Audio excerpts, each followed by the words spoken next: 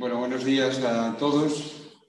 Lo primero, agradecer, dar las gracias a Pilar, a los que habéis organizado esta reunión, no solo tú, sino el grupo que está detrás de esta reunión, por habernos invitado a nuestro grupo a poder estar aquí para presentar nuestra experiencia de esta colaboración y, bueno, felicitaros porque yo creo que esta primera reunión abre pues un futuro de muchas más reuniones que yo creo que son esenciales, fundamentales, como decía antes el gerente, entre las dos instituciones, el hospital y la universidad, que compartimos muchas cosas y muchos intereses. Yo os voy a presentar cómo nació esta colaboración y qué hemos hecho, en qué estamos trabajando, centrada en este grupo de la Facultad de Veterinaria, que es el grupo Pharmatox, del Departamento de Farmacología y varios servicios clínicos del hospital, en este caso el servicio de cardiología de nuestro hospital. Hace unos años, en el año 2016, nosotros coincidimos casi de una forma casual y tratamos de ponernos de acuerdo para hacer algo en la investigación en nuestros dos ámbitos de forma colaborativa. Y dijimos, bueno, ¿por qué no podemos hacerlo sumando las fuerzas? Y, de hecho, en el año 2016, lo que hicimos, centrados en este departamento de farmacología, su grupo Pharmatox, y el servicio de cardiología, integramos también al servicio de neumología y a un endocrino del hospital, planteamos constituir un grupo de investigación que al final fue un grupo que nos acreditó el Instituto de Investigación del IDIS como un grupo consolidado en el área de inflamación, con ese nombre pues, que veis ahí, buscando un poco esa relación y de trabajo en la investigación translacional, básica y clínica. Teníamos mucha potencialidad, sobre todo porque el grupo de farmacología, pues bueno, son líderes en el mundo en el estudio de toxinas marinas, de biotoxinas marinas, de muchas moléculas.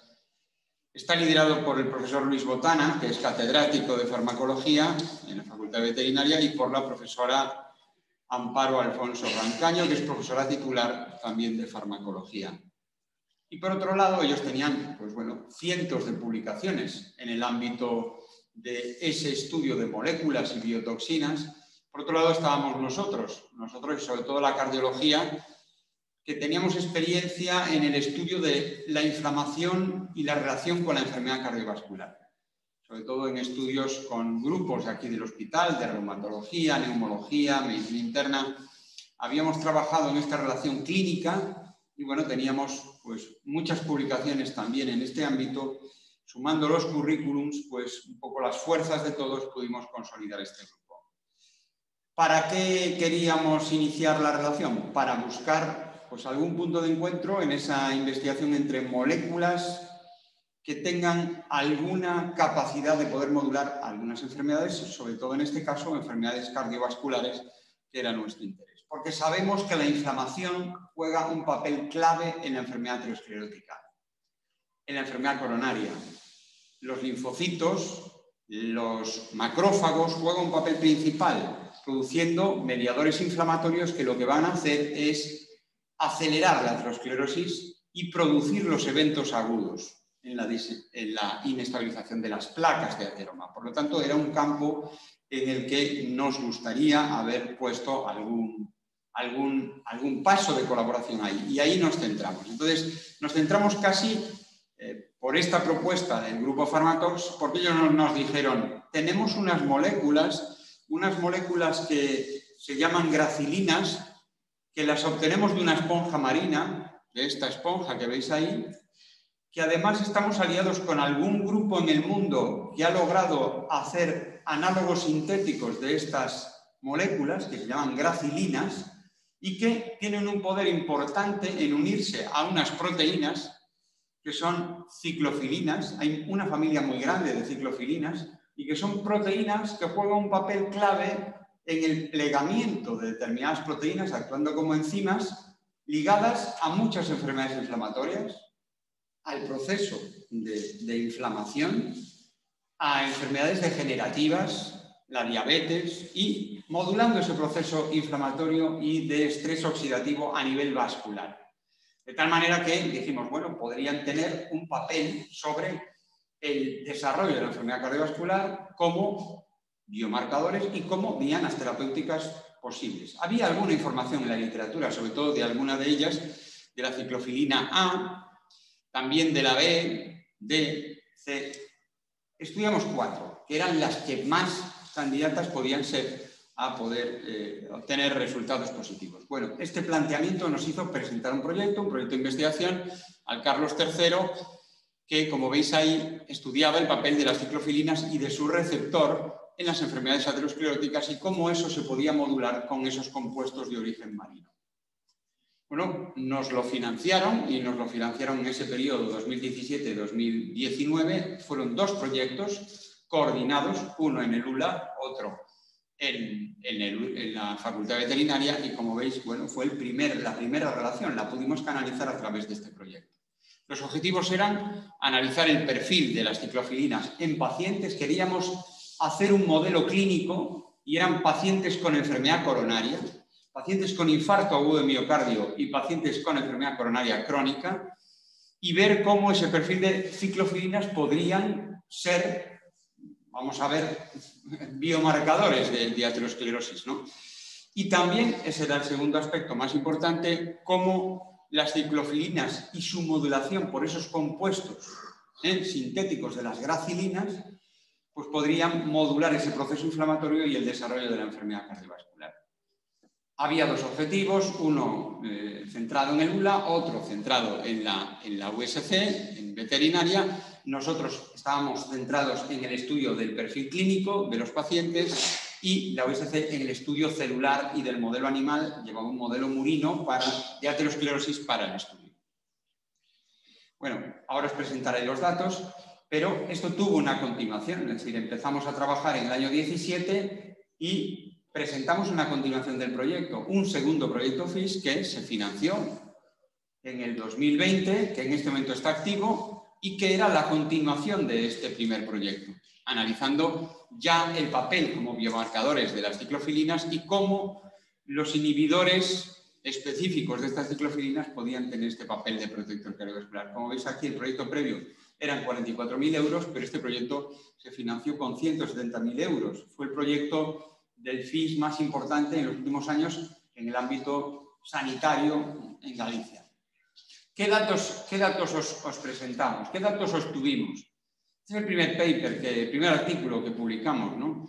Y que lo que hicimos fue coger estos pacientes con enfermedad coronaria, infarto de miocardio, enfermedad coronaria crónica y controles, y analizar el perfil de ciclofilinas, de esas 4 ciclofilinas, A, B, C y D, y también de mediadores proinflamatorios, de citoquinas proinflamatorias.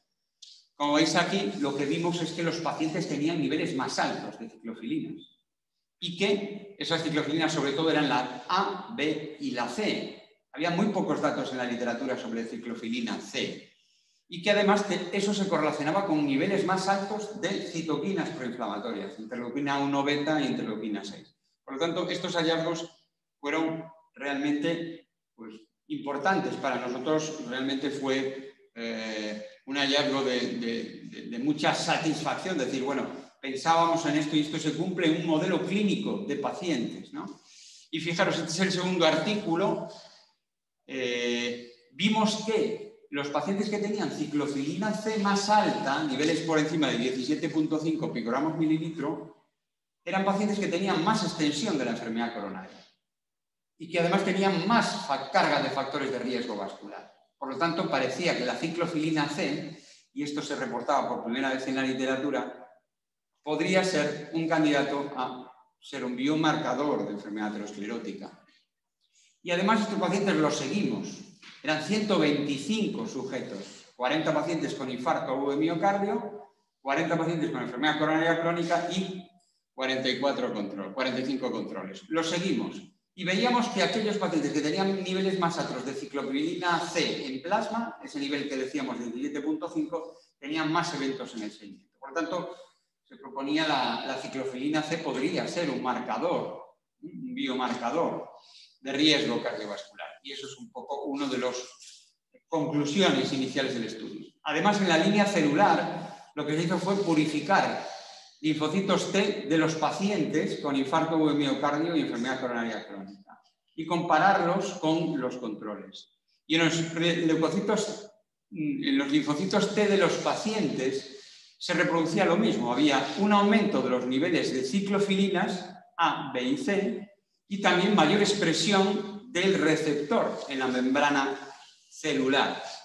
Por lo tanto, los resultados que veíamos en plasma también los veíamos a nivel intracelular del linfocito T. Por lo tanto, los linfocitos que están mediados en ese proceso inflamatorio pues podrían también estar implicados en este proceso de mayor expresión de ciclofilinas en el paciente con enfermedad coronaria.